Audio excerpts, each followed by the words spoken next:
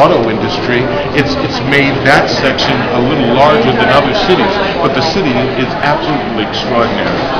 Myself and my wife are enjoying it. I wanted to ask one specific example. John mentioned that you went to the DIA exhibit and you were really impressed by it. Oh, Tell yes. me a little bit more about that. Oh, yes. They had the most extraordinary exhibit I think I've ever seen called Through African Eyes, which was an artistic interpretation of Africa through the colonization, but through the eyes of Africans. And it's an absolutely amazing structure.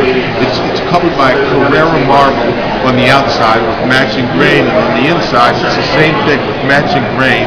And it's a state-of-the-art facility, and it's an absolutely wonderful exhibit. I read every single word, and it was great.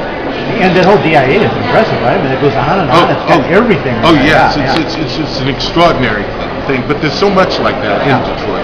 Does working on location in Detroit inform your performance in any way? Oh, most definitely, most definitely. We had to shoot NYPD Blue here in LA, and then we did exteriors in New York, and there was always a special energy that we had when we went to New York. It has everything to do with how, I mean, imagine shooting Treme in Vancouver. It would be bad. Yeah, it would be tough.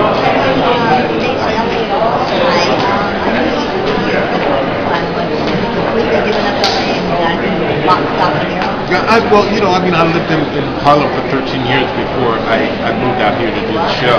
So I lived here for 13 years. Still have my places here, but I find myself here very rarely. Yeah. Where do you live in Detroit? What neighborhood? Right now I live in Birmingham, but that's where we landed. But if we can go forward, then I'm sure there's other neighborhoods that I have my eyes on. Can you name any? Can you drop? I like Sherwood Shores. I like Palmer Woods. I like Indian Village. I like so many neighborhoods. When people recognize you on the street, what do they say with your many